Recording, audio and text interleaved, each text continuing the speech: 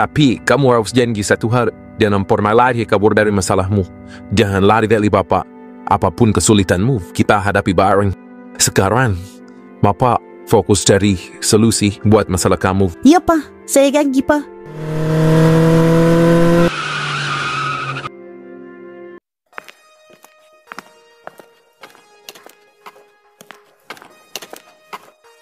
Ada apa sih, Pak? Tiba-tiba nyuruh kita pulang buru-buru.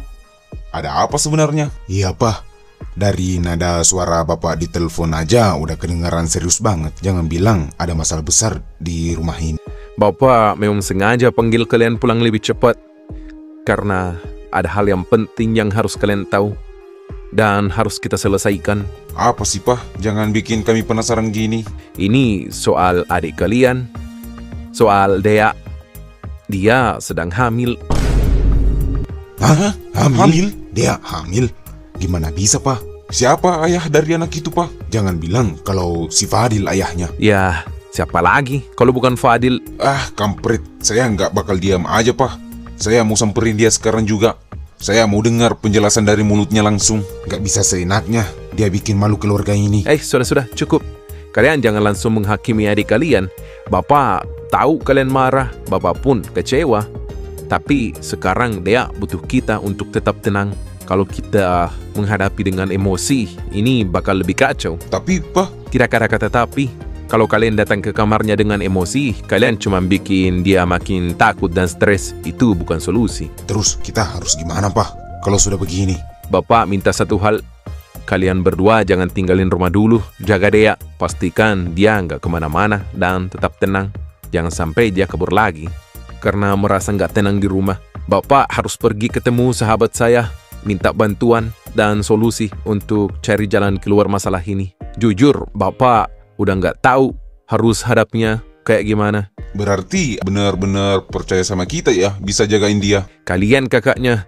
Dia adik kalian satu-satunya. Kalau bukan kita yang jaga dia, siapa lagi? Baiklah, Pak. Saya mulai ngerti. Walau jujur saya susah nerima semua ini. Ya, saya juga. Tapi kalau Bapak mintanya gitu, ya sudah, kami jaga dia di rumah aja. Itu yang Bapak harapkan. Kita harus hadapi ini sama-sama, bukan saling menjatuhkan. Iya, Pak. Baiklah, kalau gitu Bapak berangkat dulu ya. Ingat pesan Bapak. Iya, Pak.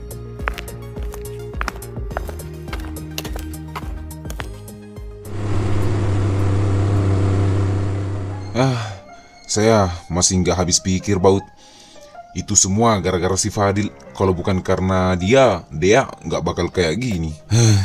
Sumpah ya, kalau saya ketemu dia, pengen rasanya saya hancurin hidupnya. Biar dia ngerasain apa yang kita rasain sekarang. Biar dia tahu sakitnya punya adik yang rusak masa depannya gara-gara ulah dia. Daus, cukup. Jangan ngomong asal pakai emosi. Hah? Asal gimana? Kamu emang nggak marah ya sama dia? Ya, marah. Jelas saya marah. Bahkan saya lebih pengen hantam dia daripada kamu. Tapi coba pikir, bener kata Bapak. Kalau kita cuma mikirin balas dendam, terus siapa yang jagain dia? Siapa yang benerin semua ini? Kita, abangnya. Tugas kita sekarang bukan ngejar Fadil atau ngancurin hidup dia. Tugas kita jagain dia. Pastiin dia nggak makin jatuh, nggak galau. Kalau kita ikutin emosi, itu sama aja kita ninggalin dia sendirian. Iya, saya tahu. Cuma rasanya susah banget nahan marah ini, Baut. Saya ngerti, saya juga ngerasain hal yang sama kok. Tapi kalau kita benar-benar sayang sama dia, kita harus lebih mikirin dia daripada si Fadil. Urusan Fadil nanti aja. Sekarang prioritas kita cuma satu, yaitu dia. Ya udah, untuk sekarang saya ikut kata kamu. Tapi jujur, Baut, saya nggak bakal pernah lupain ini semua. Ya, saya juga nggak akan lupa. Tapi balas dendam bukan solusi. Kita beresin dulu keluarga ini, baru kita pikir langkah berikutnya. Ya udah, iya. Ya, daripada kita emosian di sini, mending kita lihat kondisi dia sekarang. Nah, ya udah, ayo.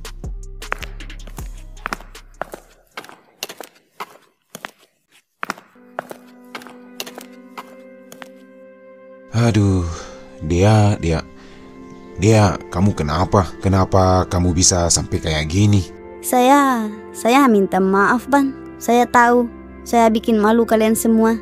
Saya benar-benar salah. Kami bukan cuma malu dia, kami juga khawatir sama kamu. Kamu masih muda, kuliah belum selesai.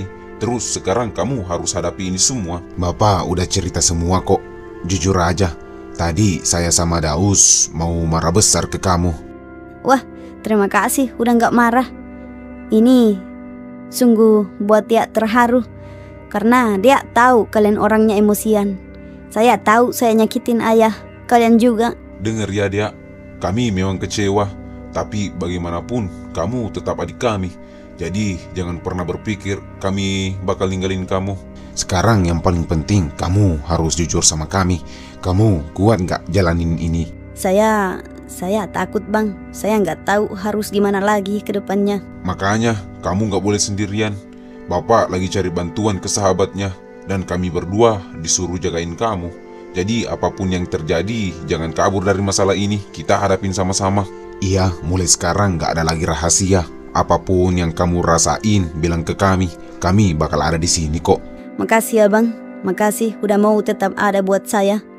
Walaupun sudah bikin kalian kecewa. Mah, besok pagi saya mau jengukin Fadil di penjara ya, Mah. Oh, iya nak. Nanti saya siapin bekal buat Fadil. Biar sekali-sekali dia makan enak di sana. Siap, Mah. Ya udah, saya tidur dulu ya, Mah. Biar besok bisa bangun cepat.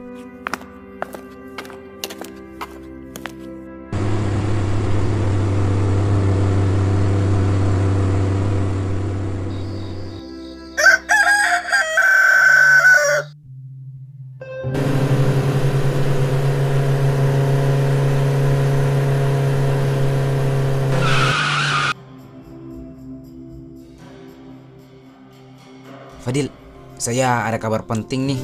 Kamu harus siap dengar ini. Hah? Kabar apa lagi Topik?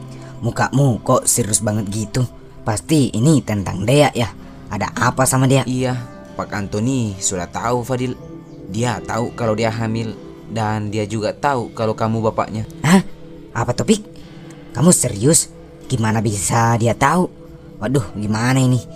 Saya di sini, dia di luar. Saya nggak bisa ngapa-ngapain. Sabar Fadil, saya ngerti kamu panik. Tapi mau gimana pun, cepat atau lambat pasti bakal ketahuan juga. Sekarang yang penting kamu siap mental. Pik, saya takut Pak Antoni dari dulu aja nggak suka sama saya.